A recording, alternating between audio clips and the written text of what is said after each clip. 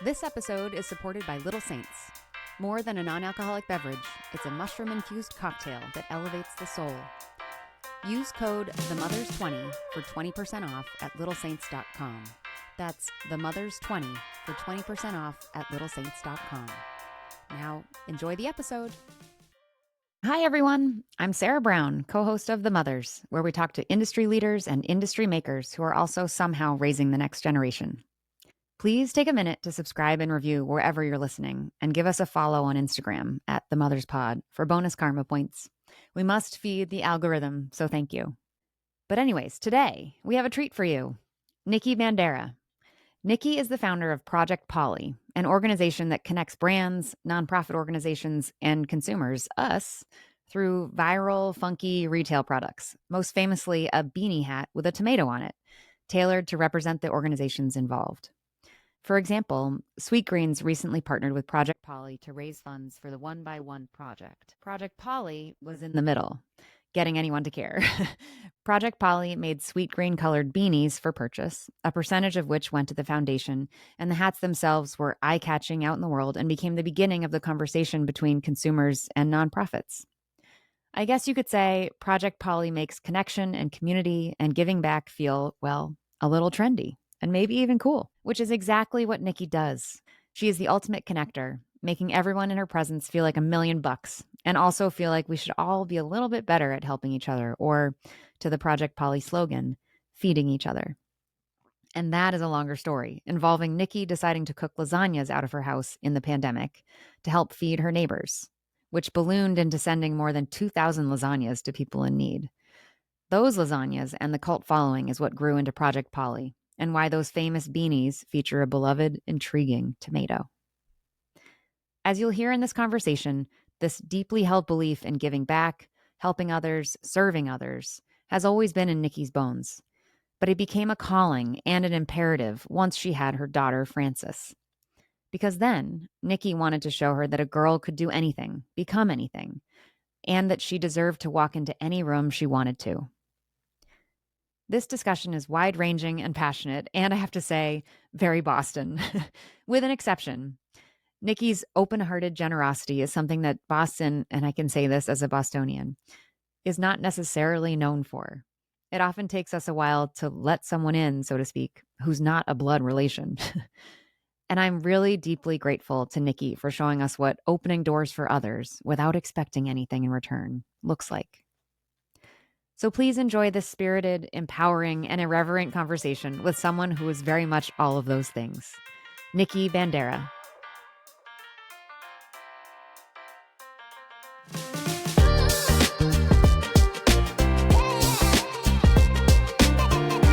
Today I'm home, so you get like my home background. It's beauty. It's beauty. I'm working on my home background. We're all working on our own backgrounds, but you have it figured out. Yeah. Thank you so much for joining us and doing this. Hell yeah. I'm psyched. I'm not a natural networker. So I went to that Boston Globe Summit, which was hilarious in many ways. And I was like, I'm going to be brave. I'm going to go. I'm going to say hi to people. You did And then your panel was amazing. And I appreciate you allowing me to stalk you naturally. No, but that's like such a big part of all of this stuff. And like, even for me in my own business, like, in terms of like gatekeeping and all this stuff, which is like kind of the way that I grew up in business, like as a woman, you would meet people were kind of closed off, and especially in Boston. And for me, like anytime I see someone doing something cool, I will literally message them and be like, I don't have anything for you right now. Like, I don't know what we can do together, but I just want to tell you that what you're doing is sick. I want to learn more. I want to talk to you. Let's jump on a call. And one of those calls is today. I love that. That's kind of how things have happened for me with any of our partnerships. It's by sitting there. It's like, you want to talk to someone, you do it, because that's how all of us get these opportunities. And then it kind of like pays forward, I think. Oh my God. Absolutely. Absolutely. Yes. Yeah. Well, I'll ask you more about this as we get going, but you do have a very natural way of sort of connecting and hyping people up. You just seem inherently interested in like building community and helping people feel like they're awesome and elevating others. It's great. Because it's in every aspect. Yeah, totally. That way included. Totally. Before we get too far, Nikki, you and I like sort of briefly met at that event, but I'm a longtime Bostonian. I ran away as much as I could. I wound up after school in Germany. I was a soccer player, and then in San Francisco. So you're like a real soccer player. I was a real soccer player. Oh, okay. I mean, She's now legit. I'm not. I'm like, look at the players Mia now, and I'm Hamm so envious, adjacent. being Yeah, like, that's you perfect. get paid to do this. I played in Germany for basically a season, and we were paid. I lived essentially in the coach's basement, and they paid us like, I don't know, 125 euro or something a month. Like, how fun? You don't need money. No, right? I know. And basically, we So survived. funny. Key to You have made on it a resume. work. But anyway, then wound up in San Francisco, where I started to understand what it meant to be like happy and joyful, which is one of the things I really pick up about your energy, Nikki. I feel like Boston is such a no, who do you think you are? You can't do that. San Francisco and then this was not San Francisco of today. This was San Francisco of like late 2000s into like 2011, where it was like, yeah, dream big, go for it. Let's go hike a mountain. Like, doesn't even matter.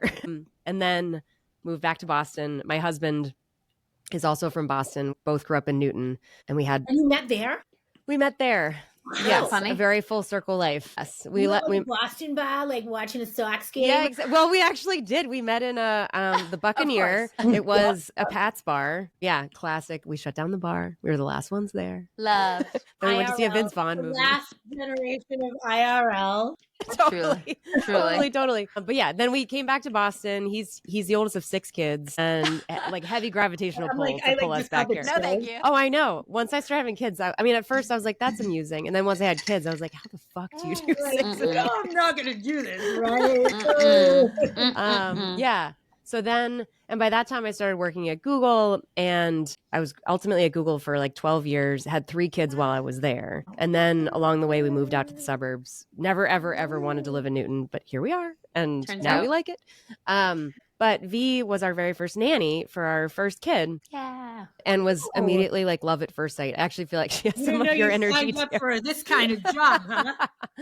Sign your life away. Well, 10 years ago. Yeah. It's Yes. crazy. Yes. It's crazy. And then we couldn't let go. True love runs deep. And she ran off to California eventually herself, because everyone needs to do a stint in California. You do. I did the same thing, yeah. Yeah. I was going to say, Nikki, I was like so surprised when I was stalking you. I was like so surprised that you're in Boston. I was like, you are so LA to me. Like, people say I that was to in me all the LA for time. a long time, and I was like, she's giving East Side LA. Yeah, I was there. So I graduated from high school and I totally left town, same thing. And I went to design school in LA, and Oh, cool. I was out there for a while, like doing some pretty aggressive creative work, and then came back, and it's like you meet a guy and thankfully it wasn't the right guy and led to the right one, but got me back here. And I love that. I think sometimes you have to leave and get some perspective and like choose to be. Yes. Right? Like Correct. I've chosen to be here, chosen for my child to be All here. the difference. Such a And good point. I don't have any resentment or questions in my mind because of it. That's good. such a good Where point. Mm. in Boston are you in the city or? Yeah. Nice. Cool. Yeah. So we're in the city. We're about to actually move, which is great. We're moving into the South End, which is nice.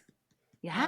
Fingers crossed all those checks and balances happen. But yeah. And then Exciting. our office and our shop is all downtown. Cool. Amazing. Nice. Yeah. Just to round out the story of why we're all here and what this podcast is about a little bit, so I left what turned into big tech, and had some ideas of what I wanted to do next, but wasn't entirely clear. And when I was away and like experiencing more of the mother's world and kids world and childcare world, which has always been something that, especially since knowing and loving V, there's the childcare and the caregiving space just deserves more respect and admiration emotionally, but also, of course, like financially. And so I've always been interested in trying to find ways to get these people that are carrying so much of society that kind of get like shoved to the side and dismissed as much as they're considered essential labor. And also being honest about it, about it. One of the things that I noticed even at that, at that conference is that you hear all of these women and, all of their beautiful, jewelry and stuff. And they're sitting there telling these mothers, you can do whatever you want. It's like this whole story. And the truth is that you can't. Yes, Nikki. Like, unless you have this support system. So not addressing that part of it is misleading. These women are sitting almost here more going, harmful than good. Good. It's not I like can do it and I can't. I must makes not you feel want shit. it more enough. I must not have what it takes. And it's like you're doing 2 full-time jobs as a mom. yeah. Yes. Yes, totally. Yeah. So I was just curious. No, I love this. This is exactly what we want to talk about because I think I was just suddenly around all these, mothers in a way that I hadn't for most of my like classic typical working life had not really been with. And I was just like, we're fucking badasses and we're doing so much. I didn't realize how much I was doing while working until I wasn't working and I was still very busy. And then that just made me be like, I feel like there aren't enough stories about the badassery of us, the edginess of us, the power of us. There's a lot of care and concern. And there's a lot of like concern about parenting and kids. But I didn't really feel like we were showing up in the conversations that unfortunately in capitalist America, we can be taken seriously and we have a seat at the table, not because we're moms and we feel bad for you, but because we're fucking mothers and we are building humans and we are building businesses and we are generating value and you can't ignore us. So that's like, and part of that is how can we see more rock star mothers that are out there doing amazing things and also raising children and allow them to show up sort of as their integrated selves? Because I also always felt like you would see, in a work setting, just the work version of that person who pretended they didn't have children. And then maybe outside of that, you would hear, they talk sort of soft stuff about mothers and parenting, but you wouldn't see them together and see them be respected for being that way.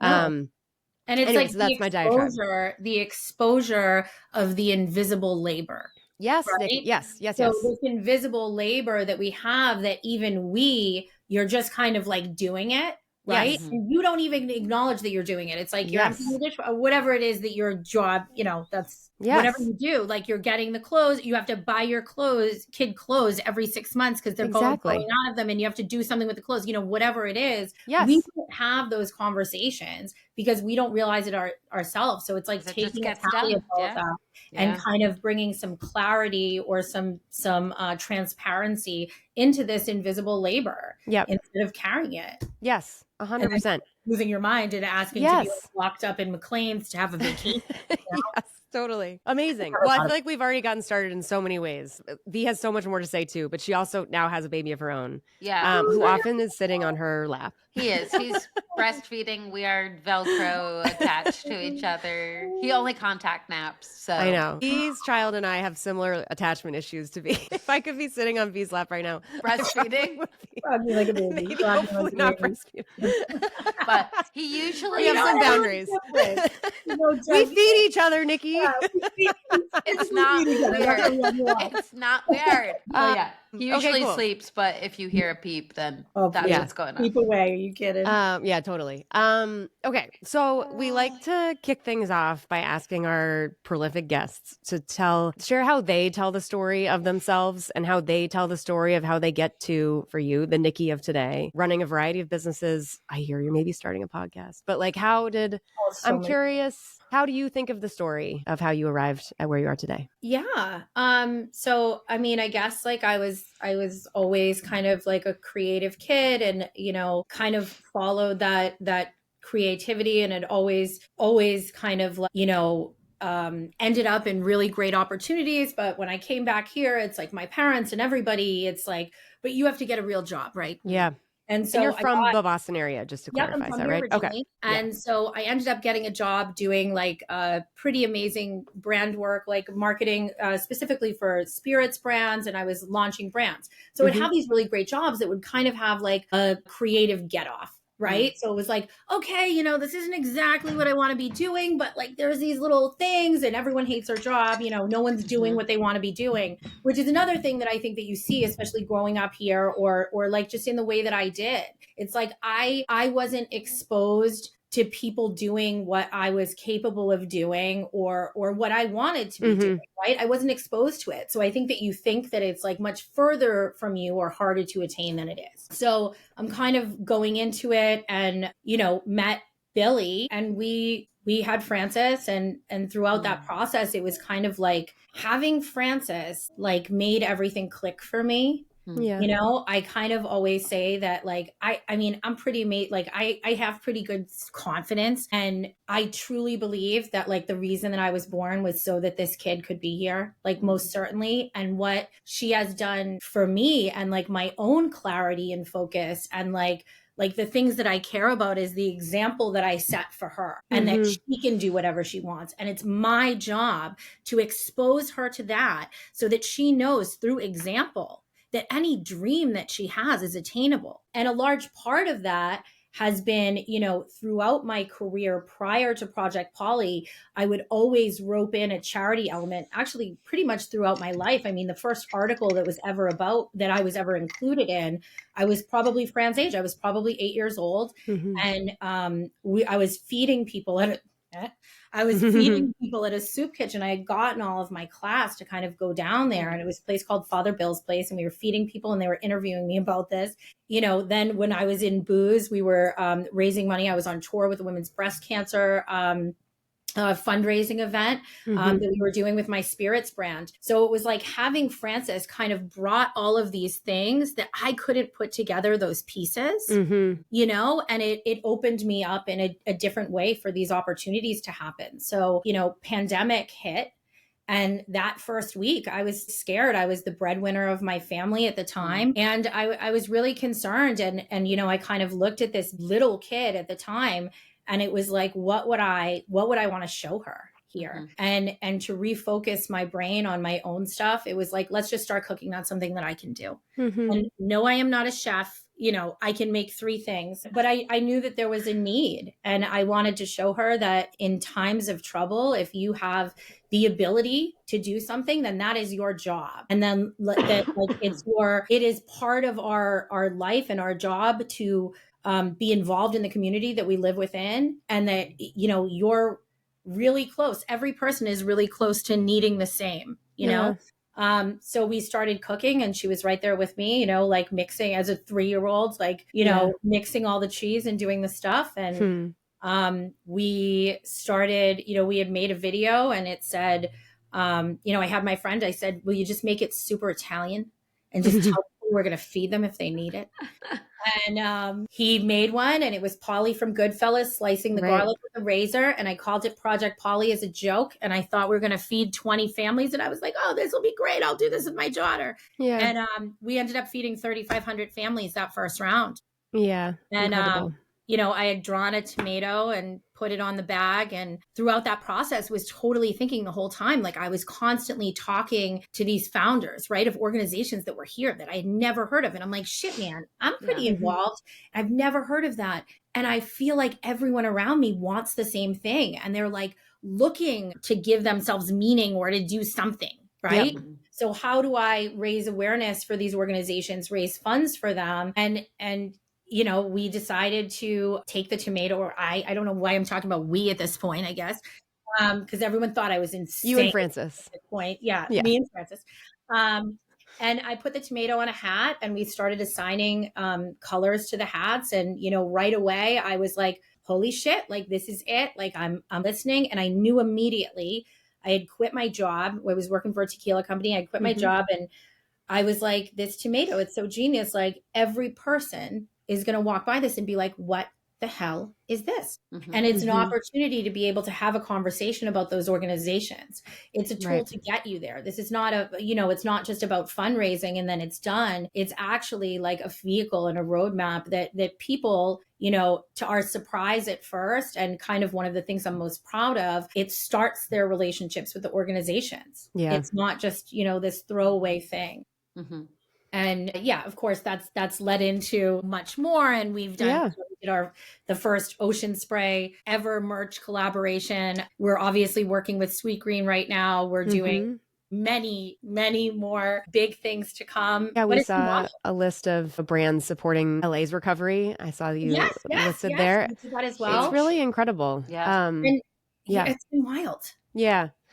I know you said, so Frances clearly there was an acceleration when Frances arrived, but it sounded like you already had, maybe it hadn't all coalesced around something, but you already had an instinct towards giving back and community. Where does that come from for you? I think that I've always been somebody who has like seen things, and I grew up going to Catholic school and all of these things, and like religion, who knows? But, you know, I definitely was around these people that would like preach all of these things, but then when you were in the situation, you weren't doing it.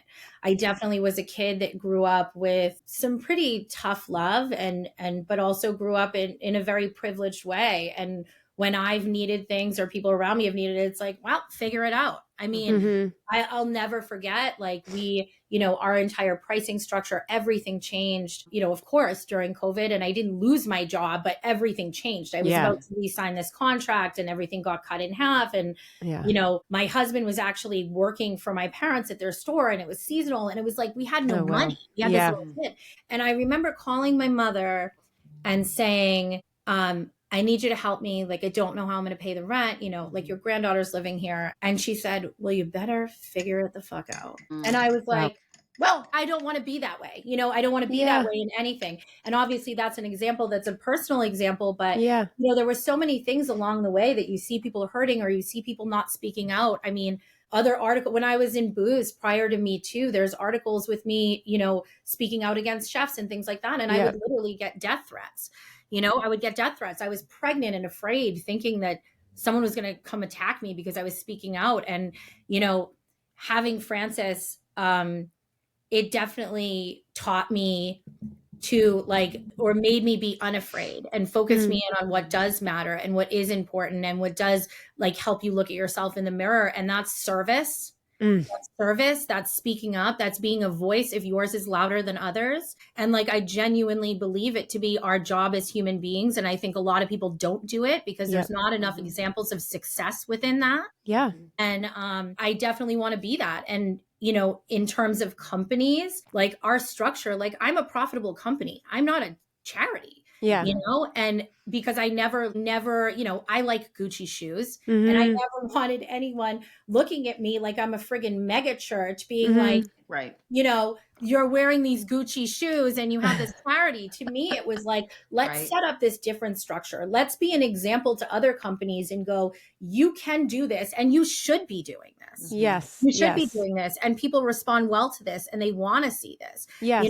So I think everything in my life is an act of, I would hope, positive rebellion and helps people see that and go, shit, man, I can do that. I can say that, it's not going to be terrible. Yeah. I want to focus on you, but you brought it up. So I want to ask, can you explain the magic of how Project Paulie works, like the business model that you're describing? Yeah. Because I have to say, it seems like magic. I'm like, how is this all happening? I agree. And that it's working. And if you're willing to share, I think it's so true.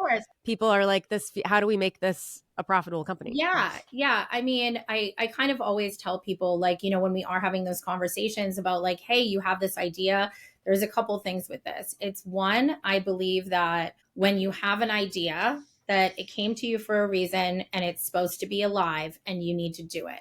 So throughout my life, and I don't know about you guys, I think it probably happens to most people where you have this idea, you don't do it, you talk yourself out of it, or you're like, I don't have the money, the partnerships, whatever. And you talk yourself out of it. And then you see that somebody else did it. Yeah. Okay. And the reason is because if the idea is supposed to be here. So you have to just do it. Right. So we're definitely, especially since Francis has been born, it's like, you just do the thing. And I want her to see that I'm doing the thing. And, the other part of that is that you don't see the road until you start walking. Paulie, it certainly happened step by step. We were feeding people, then we're making these hats. We were doing them pre-sale.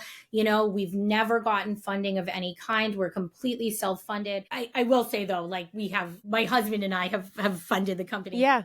We've never gotten outside funding because I feel like we should be able to do this and we have to structure it in a way that we can. Good for you. So it's 20%. So each different color hat represents a different charitable organization. 20% of that hat goes to feeding people in different ways.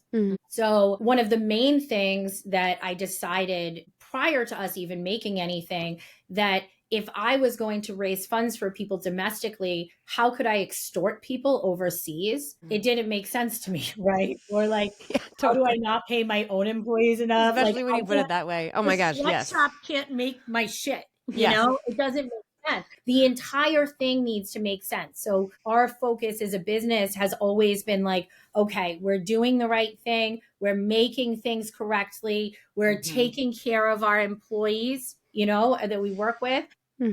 And we're kind of making it a full circle thing. And whatever we have to do to get it to be that way, if the hats have to be $60, they're going to be $60. Mm-hmm. So yeah, we've done it that way. And we do so we started doing a ton of private label for other companies because of the way that our systems, I mean, even in our shipping practices, we're using bags that have already been recycled and they can be used again. And it's a little more expensive, but again, you're closing the circle. Yeah. So, pretty soon in, we started getting asked by people that were pretty big to start, producing their merch, because for most people, they don't start a brand or they don't start making merch for themselves because they're like, how do I ship it? Where do I go? Who produces it? So we started another company about little over 2 years ago. So we do some really giant, much bigger than me, some Bravo girlies, some people on SNL. Wow, cool. I mean, we've done stuff for lots of huge brands. Yeah. So, it's kind of like, for me, that balances.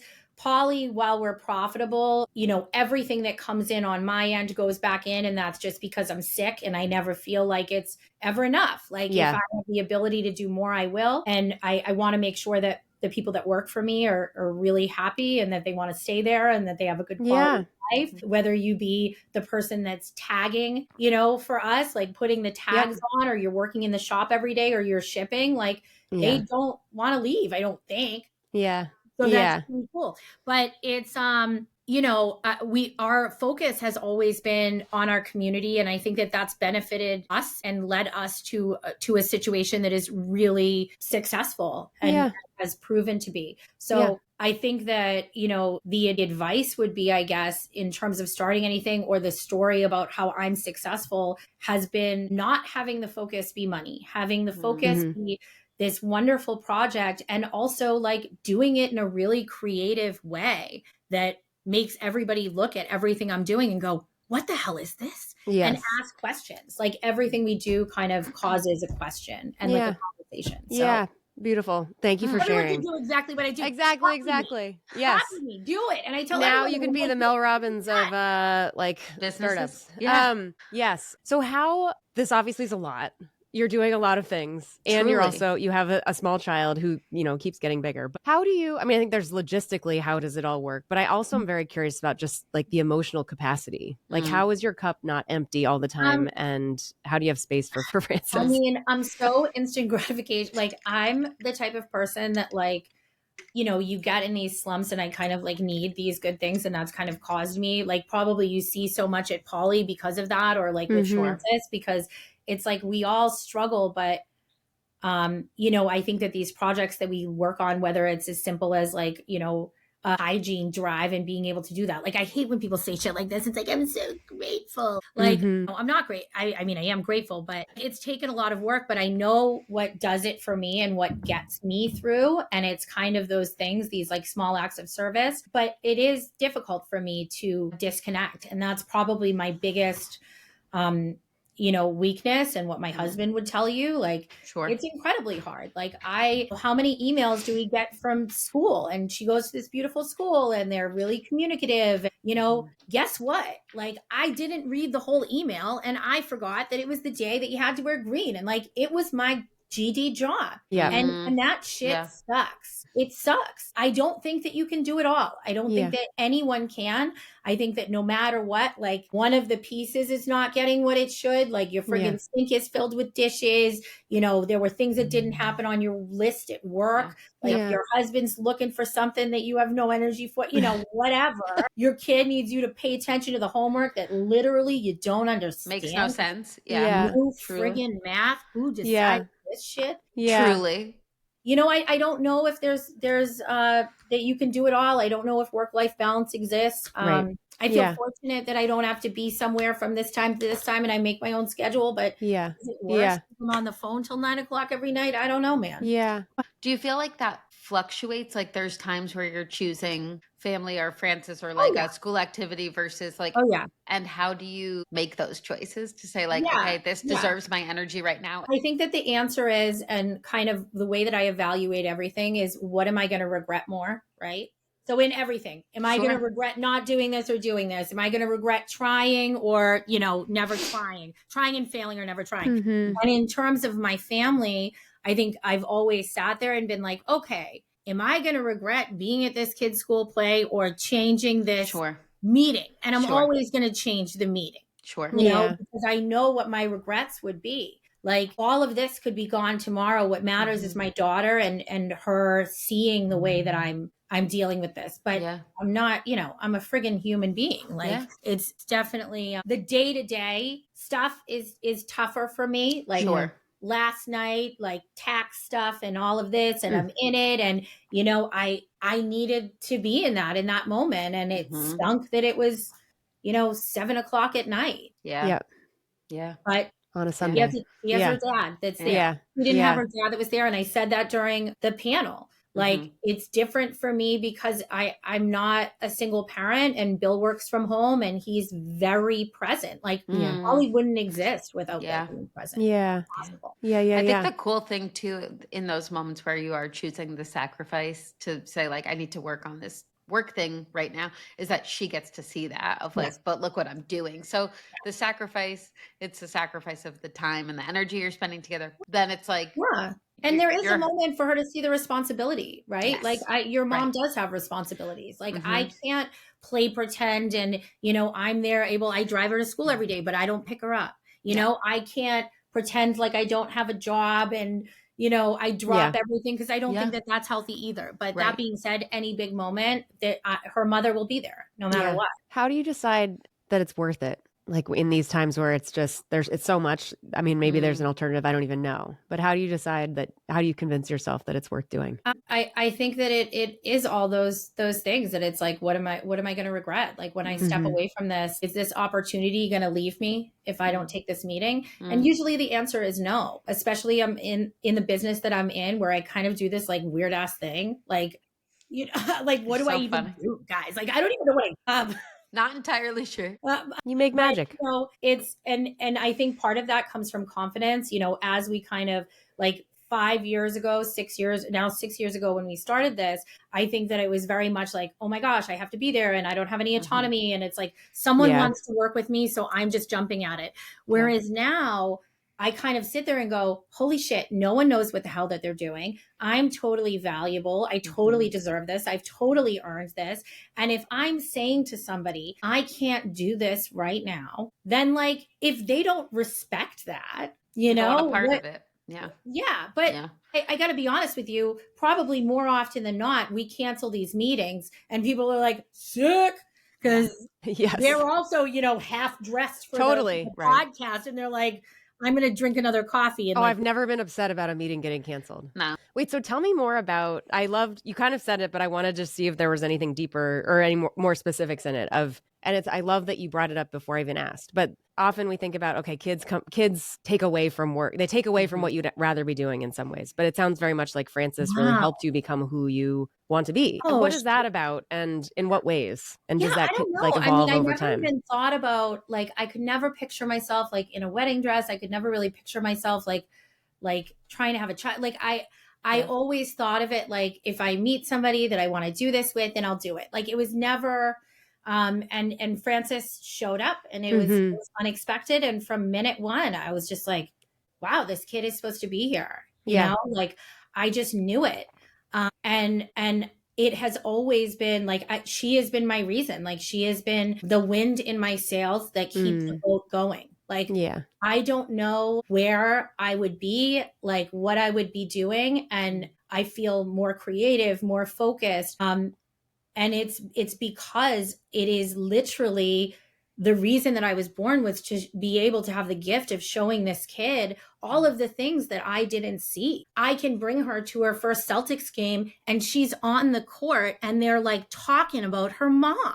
Like that's very cool. Shit is crazy for a kid, to have those experiences and go like, wow, like I can do whatever I want. And I think that I kind of always say this and, hopefully no one takes offense to it, but, there's people that are like child collectors And, you know, it's kind of like finding your confidence within these kids and motherhood and all of this stuff. And you're miserable and you're in the pit and you're like, why is it working? Yeah. Why is it working? Yeah. Like, oh my God, I wanted this my whole life. And it's not what I thought it was going to be. Whereas for me, I had no concept of anything. I didn't know what it was supposed to be. I didn't have these preconceived notions. You know, Bill and I just kind of like did what we needed to do. And, we're proud to do it. And every day I am, I don't think I've thought of motherhood as extremely hard. Of course, it is so hard. We've never had help.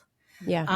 You know, we have no family around us. Like we don't have someone to call that we trust. You know, we do now, like our close friends that are like our family, but you know, we didn't have a village, certainly not.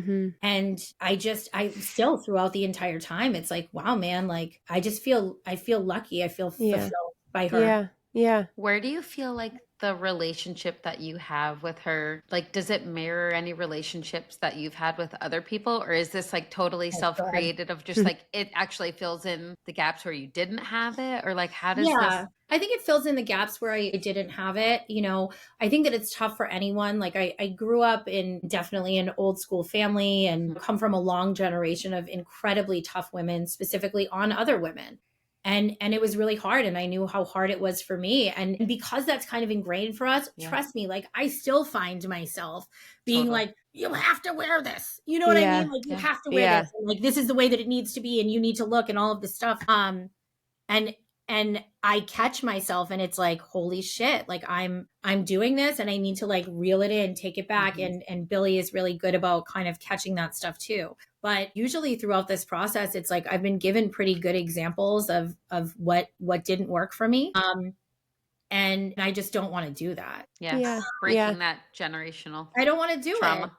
I don't want to do it. You know, I want this child to be strong. I don't want her to have that gap in her 20s that I did, where I didn't feel like I was supported to be able to do what I wanted or that I could. When everyone around me was sitting there going like, you're the shit, you can do it. And I'm like, but your family kind of pushing you in another direction. It was tough. So always kind of in front of that. Thinking about the example you shared of when you were kind of in like, this could all fall apart, and you call your mother and she says, well, figure it out. Frances may one day call you. Like, what would you say to Frances? Like, what would you want to be able to say? Yeah, I think that there's really space for responsibility, right? There's space for responsibility. You know, I think that, like having that tough work ethic and whatever, like is important. I don't want Frances to like never get a job and she needs me to pay rent. That's not, what we're talking about.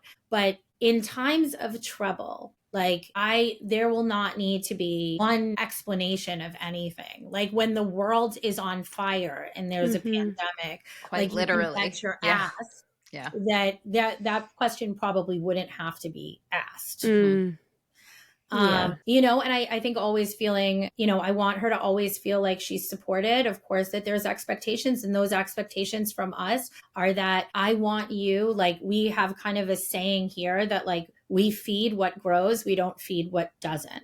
So if she's doing really amazing in dance, then we throw money and feed dance and we give it our all. If she's, struggling in soccer, we don't keep her in it. Right. Or like with school, we really focus on like where she's really strong so that trickles down into the places that she's not, instead of focusing on what she's not doing well. We're always focusing on what she is, because building that confidence for her to go forward is going to help her in all areas.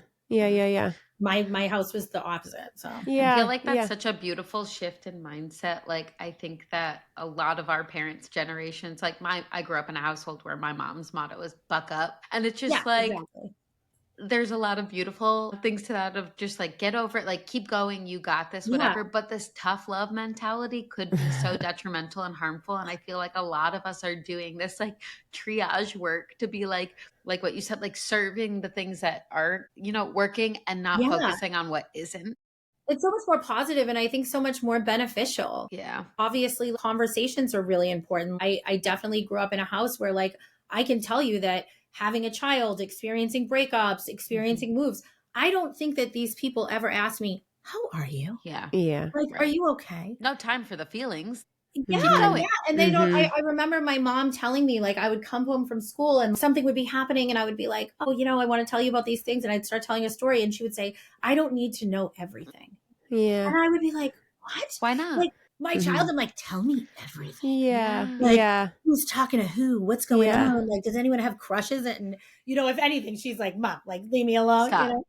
Kind of always being like a soft landing for her, like a place where she can talk about anything. And then it's like an open dialogue, you know? Yeah. Yeah. There was, there's a lot of fun coverage of you. I found a Globe article from 2020 that had a really sweet, it was obviously the beginning of Project Paulie. And I loved, you said this, you're like, there's always an element of fun in the work that you do and the food that you deliver, et cetera. And you say, this has always been about giving somebody something to be happy about in a time when it's really hard and maybe you haven't smiled much that day, which really, I mean, what heart on my sleeve. Like I do, I'm curious where that comes from. I can maybe make some guesses of like why you have such an interest in bringing sunshine, but also just to say that that's so powerful and rare, as we said in the beginning, of in the Boston area. I think we don't do this well enough. And I think it doesn't surprise me that people are so drawn to you because we are people that want to be happy, but I think we feel somehow it's irresponsible and unimportant. And I think I love how you're combining Project Paulie. And just as you said, this is a functional, legitimate business. It's not just a smiley face. Fun. Yeah. But yeah, where has this sort of need to help people feel happy? I don't know. Like maybe, you know, it's what I wanted in my own times of need. You know, like I've certainly experienced like situations that I felt like were really, really hard. That could have been changed really easily. I think that once I started this process too, like seeing that people really only did things to get something in return. And even within the charity bubble, it's, you know, people are going to a gala to like eat the meal, wear the dress, do the thing, the money, and you won't catch me with that shit. Yes. Like, I don't do that. That's not what we're about. And it's because of that. And like, even I get invited to things that our organizations that we work with really well, you know, really closely. They'll say, hey, do you want to come to this thing? They give me the ticket. And I say, do you want me to buy the ticket or do you want me to give you the cash? Like it's not about that for me. Like this is, you know, definitely not been ego driven. Like, is my ego wrapped up in it? Yeah, I'm a human being. Like I love the work that I do. I'm really proud of it, but this is not ego driven in the terms of give back. This is not doing something to receive something. If you look at my Instagram, I mean, you didn't even see my face until we had PR because I was like, I don't want to be on this. Like, this is not about me. Like, talk about the organizations, talk about the work that we do. Like, it's not about me. Yeah. It's about them. It's a vehicle to get to them. Of course, that's changed. And, you know, we've realized that like my voice, my face, everything is helpful, of course. And the reason why we're doing what we're doing. But I think it's really to change the mindset of giving, not to receive, you know? Yeah. And like, I'm a pretty great example of that. And it is really happy and easy. It's like, I mean, we work with One by One Foundation. I'm like on a tangent now. Sorry. No, go. We work with One by One Foundation, which I'm going to tell you about because it's important. Pam Rosenberg from Boston. She came, Ashley from Newton. And she came into our first shop, which was on Newbury Street. And she was like, oh my God, I just started this thing. And they had come from tech. Her and her husband started this organization where they step in where no one else can. So like you have, you know, a single mom who's on welfare and her car breaks down, right? So how are you going to get the car fixed? How are you going to get the kids to school? She jumps in, pays the bill, no questions asked. In under 24 hours, they take zero overhead, right? Zero overhead. And she partners with most of the organizations that we partner with. So they call her for emergency services when they cover it. We're talking about a $35 light bill or something on this that makes it so that the child living in this house can do their homework, can do well in school, and that changes the trajectory of their lives. These little things, right? And it's like, how can that not bring you joy, bring you a smile, bring the family, like what that would do to a mother in that predicament, you know, and to a kid. Like, this is real shit. This is real work. and connecting people to that work or helping them get there is like fucking awesome. Totally. Sorry, I don't know if I can swear here. No, it's great. We're all about swearing. We encourage it. Yes, and we'll put more. I love it. One by One Foundation. We'll add more about it. We'll add.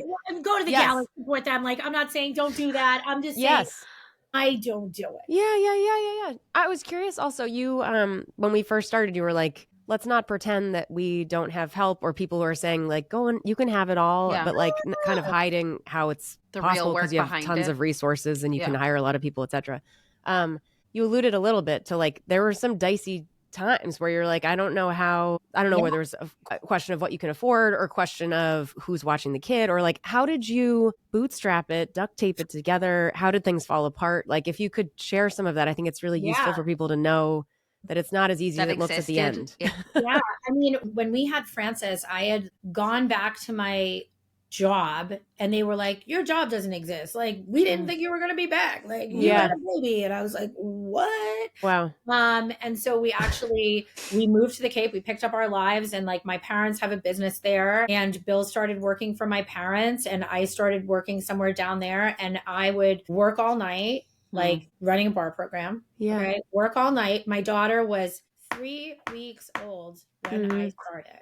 And it's crazy to think about that right now. And I would have people being like, where's your child? And I would say, Bill. And they would be like, he doesn't mind. And I was like, what? Yeah. What? So Billy would work from 5 o'clock in the morning until, I don't know, 3 or 4. And I would go into work at 3 or 4 and get out at like 3 o'clock in the morning. And we were literally like this. And we had absolutely no help. And it was really, I also realized at the time, and I talked to a lot of mothers with really young kids, and they're like, I need to do something. And I'm not doing anything. And I'm like, bro, you're doing a lot. Need to survive for a bit. For me, it definitely took a couple years of that was like pretty selfless. Again, that was because we did not have help. We didn't have a community. We didn't have that around us. So it was Bill and I. And I think I knew in my mind, it was like, there's something on the other side of this, and everything's going to click.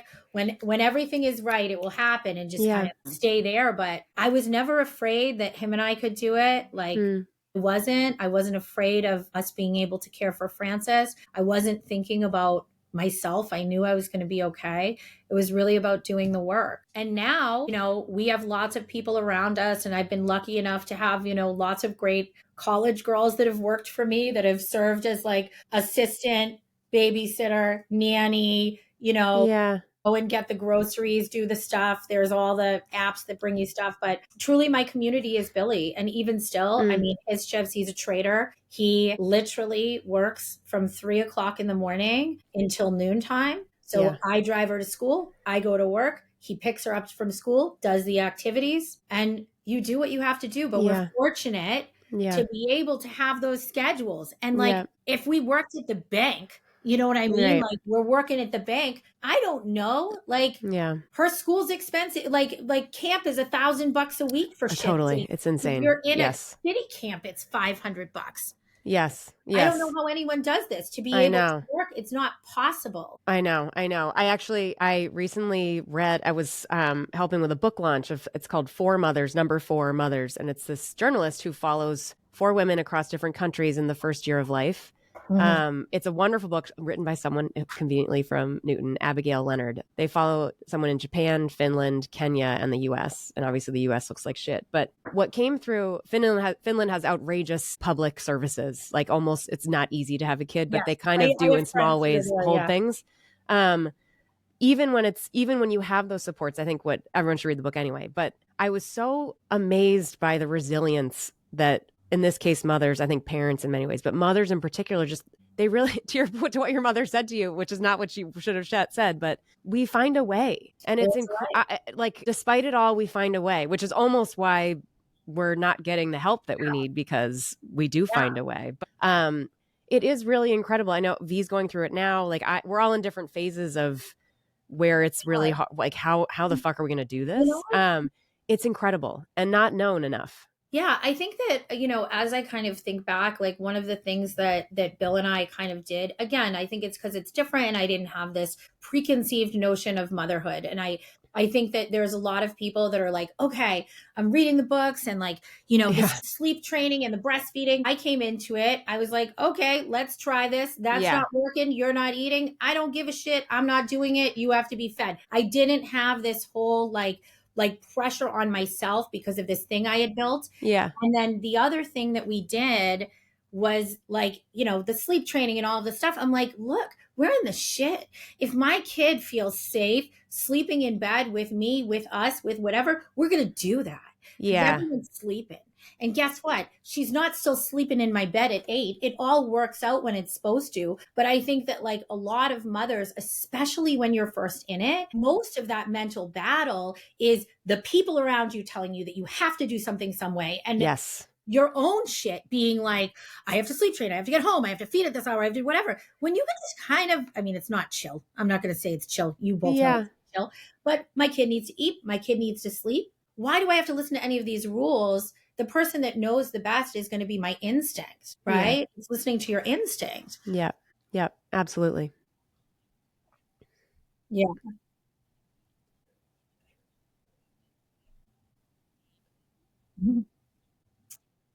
Yeah.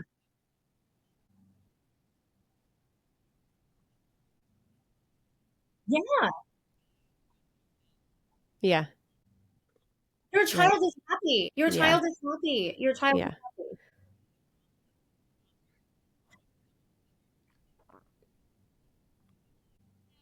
Yeah. Yeah. It is. And like, if you're, for me, I'm definitely like a type A, B, but for some reason, like in motherhood, I've been pretty type B. Like, am I I'm like, I have the whole schedule for all of next, this entire year mapped out. But in terms of dealing with Francis, it's always kind of been like, oh, you're happy, you're good, you feel support. Like, that's what I care about. You're sleeping good. Do I care if you're going to sleep at the right time? If it's a half an hour later, like, what are we going to do here? Yeah. It's okay. And, I think that that's a big part of it, is like kind of listening to yourself. Maybe. Yeah. I'm not. I'm a Scorpio. Mm. Yeah. I'm going to push us because I know, Nikki, you probably have a back-to-back after this. Yeah. There's one, I don't know, existential question we like to ask, which is, you kind of alluded to it, but this idea of having it all and whether anyone in America, mothers included, could have it all. What do you think about having it all, and what is it all to you? Yeah, I think that I do have it all. I think I always kind of have. I think having it all is like inside of you. I think that, kind of going back to what we said, like giving, it gives more to you than getting. When we see that all the time, it's like you get these material things and you're like, that's it? Like, there's no more high from this, Yes, it's true. And I think that having it all is a healthy, happy kid, whatever that means to you, and being a safe place for them. I think that you being proud of yourself, your child being proud of you, whatever that means, that's having it all. And, there's always more on the other end. And, the bar is constantly getting raised, I guess, for me as a business. It's like, what's next? But I can tell you that I definitely have it all now, and what I've done, that I'm proud of myself, because I didn't know how to do any of this. Yes. Yes. Like, and you don't have to be afraid anymore. Yes. I'm sure there are things that are nerve-wracking, but I'm trying to, starting this is somehow sort of tough medicine to learn to not be afraid. Because once you start, you see the road, and it's like, it's a cinch by the inch, it's hard by the yard, right? Like no one knows what they're doing. You figure it out little by little, step by step. And you can't look at that like goal and be like, oh my gosh, I can't do a podcast because I never have, and I don't know how to do any of those things. Well, you know how to open a computer? Yeah. Do you know how to look up XX and X, order the stuff? I mean, I don't know. Yes. No, it's very relevant. Absolutely. Yes. Inch. And I love that we don't know where it's going. It's just kind of like step by step. Yeah. But you're a creative person. I think that's what you're a truly creative person. Yeah. You know how to create. And I think that doesn't necessarily need the same kind of a roadmap. Like creating is part of, like, you respond to your environment. Roads, yes. Baby. Yes. We're on the roads. It doesn't matter. Exactly.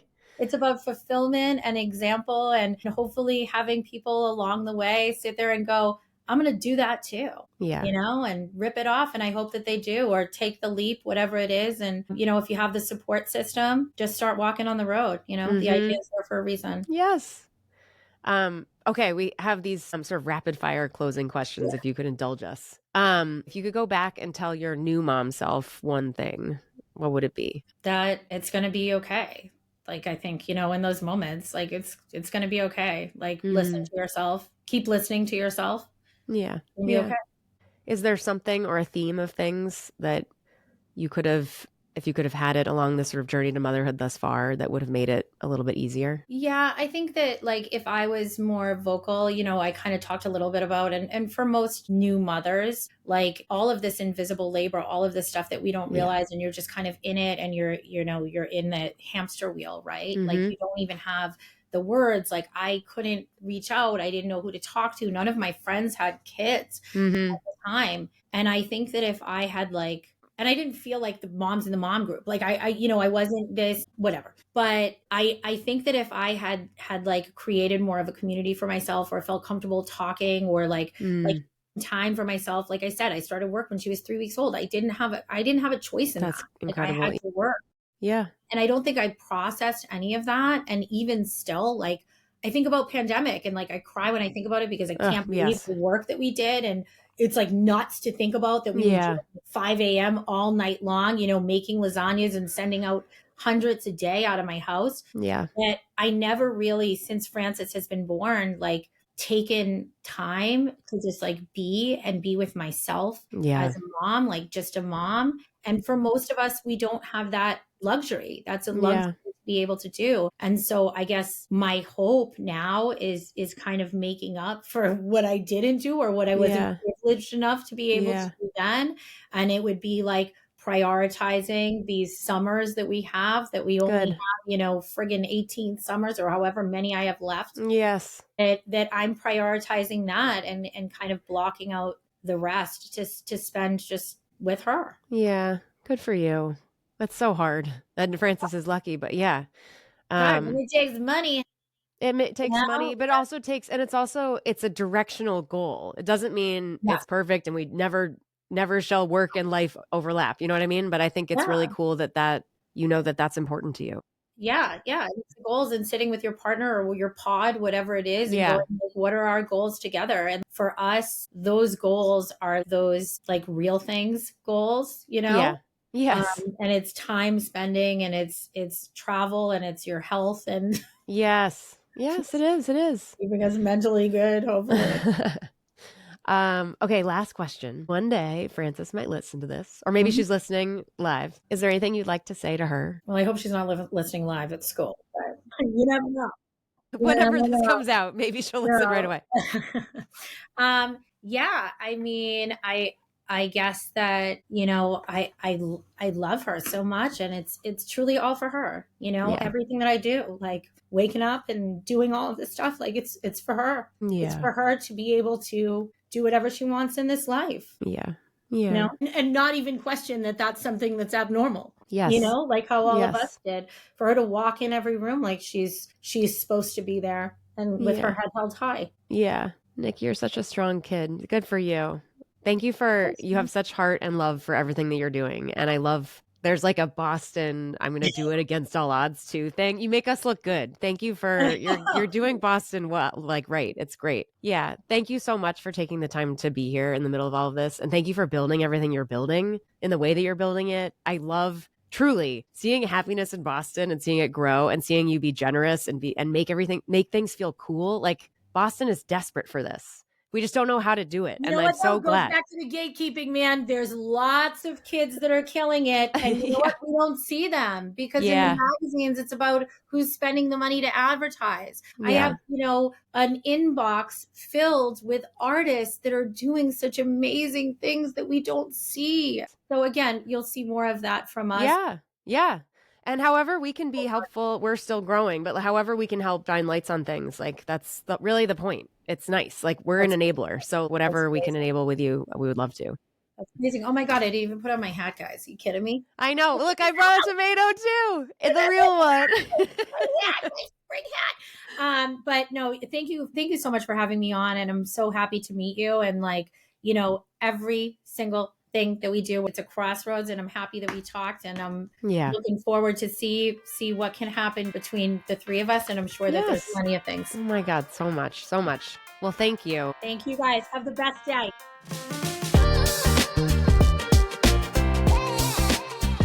Okay, Nicky is incredible. Incredible lady. Yes. Mom, whatever she would like to be. I know. She's just like the ultra mother. Yeah. We like talked about it when it wasn't being recorded. And so now I'm officially putting it on the record. But I feel like she is the super mother, like mother superior.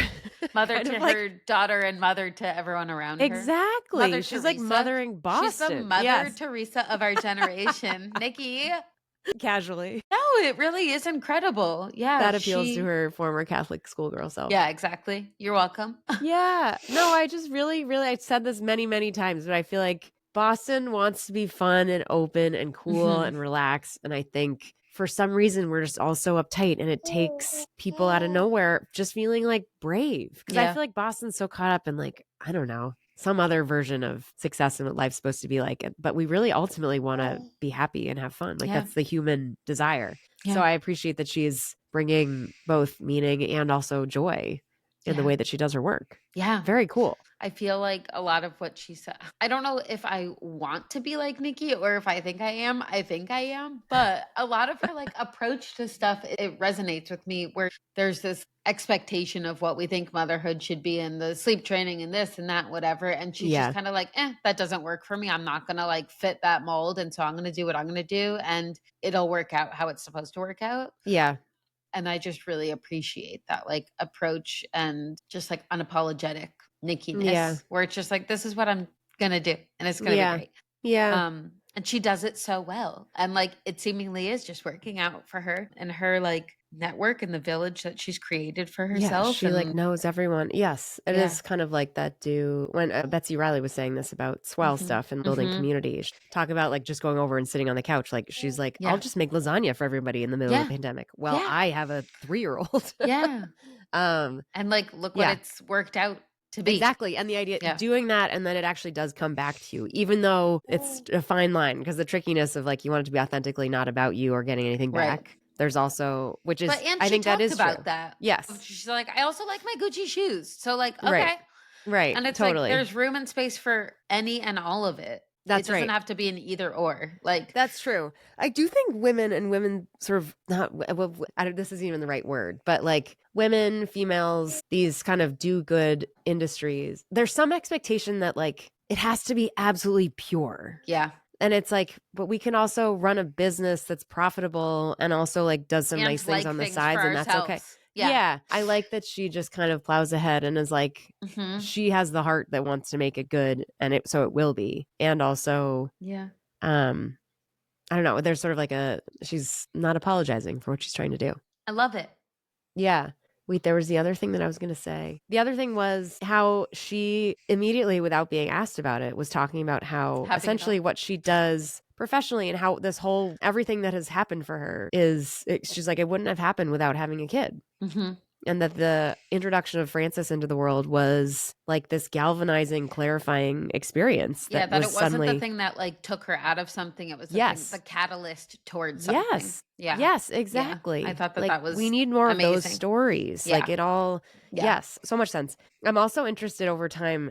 There's a lot. She said a lot about, I'm doing this for Francis, or I'm doing this so she can see. And I think that's an interesting experience that in any generation, sort of the role modeling, whether it happens to be gendered or otherwise, but the role modeling that parents have for kids. And just, I think the answer is just have a regular steady dialogue and make sure it's built on a relationship. But a lot of the pressure of role modeling for a kid, but also just making sure the kid's happy and like role modeling something. So, a version of like shattering a glass ceiling, but also not setting expectations for your child that like, that's what they need to be doing. They have to do this in order to succeed. Yes. Yeah. Yes. Yeah. I do think that's a gentle role model. Yeah. If you will. Like, I wonder how many in a heteronormative, whatever kind of marriage, if the guy, the dad, how much they think about what they are role modeling for their kids when it relates to work. I think more what I hear, if anything, is the kind of like, my dad was never home for dinner, so I want to make sure I'm always home for dinner.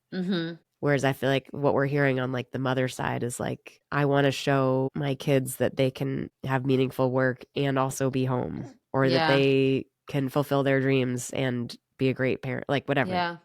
I feel like so much of parenting in this generation, well, it's easy for me to say this too, because this is all I know, but is about like breaking preconceived notions, expectations, standards of the generations before us. So that exists for both sides. Like, that's because it's also always been that expectation for the dad to like not be home for dinner because he works and goes to his 8 to 7, whatever. And like the mom has always been home. So like we're all kind of trying to like undo that and like unteach that and unlearn it ourselves. Like, which is so interesting. Yes. I want to say, I was trying to remember whether it was, so again, in this book, Four Mothers, the number Four Mothers by Abigail Leonard, there's, to this point, I think it's in Finland, which has like all of the resources one should have, like are provided by the government. Postpartum support. They do specific work funded that deals with ending generational trauma and abuse. And so they kind of force you / give you the chance to have therapy to like deal with what are the things that you inherited from your family that didn't work. And how do you want to show up as a parent for your kids? And like, imagine if everyone was like, let's sit down and talk about, I don't know. Isn't that amazing? It's incredible. It's also like so interesting because I think a common thread in a lot of the conversations we have had, not all of them, but a lot of like, I'm doing this because it's something that I didn't receive as a child, or I saw something that didn't work. Right. It's not often that we have had them, but it's not like the common theme of like, these are all the beautiful things that I had and that's what I wanted to carry on. I guess that could seem like really sad or traumatic or whatever, but it's all just like in any given moment, all of these people, all of these parents are doing it for the first time. And we're all doing our best and we're all doing it thinking that we're doing the right thing. And like, we have decades of experience and I don't know, research, whatever, to either learn that that's true or not. But it is so interesting that like so many of us are like, well, I'm doing this because that's not something that I received and that I want my child to know that this is what they deserve or what they should have access to. Yeah. So being like supported in that exploration. Yeah. That's so cool. Yeah, I totally agree.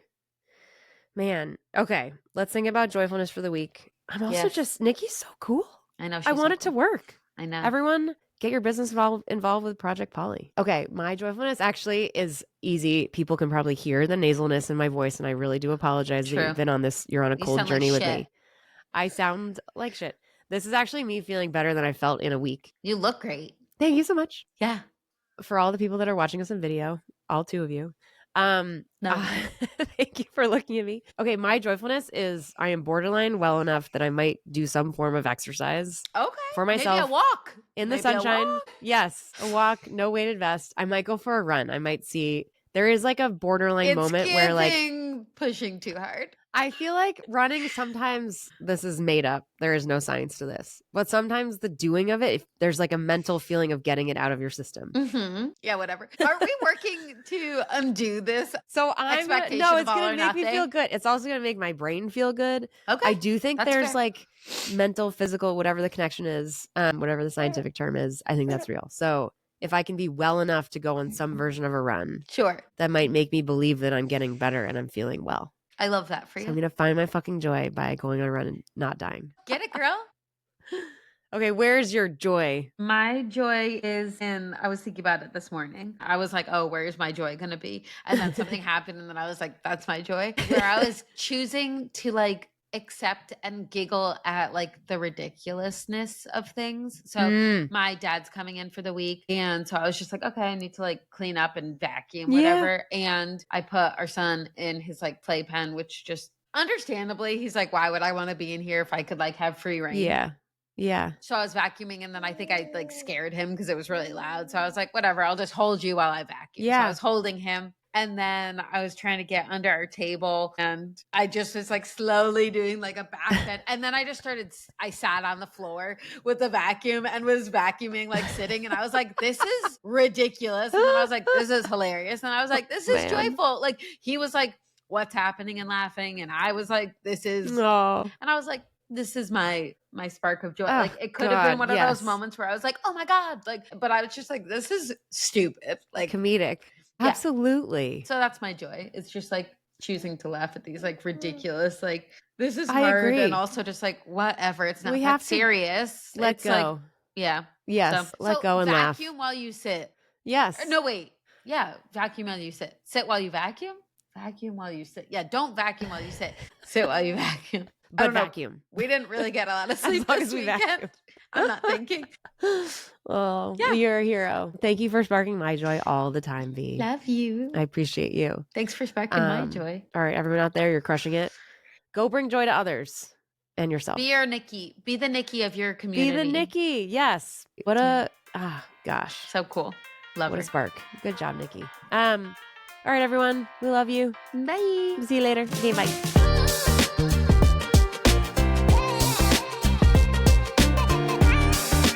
Thank you so much for joining us.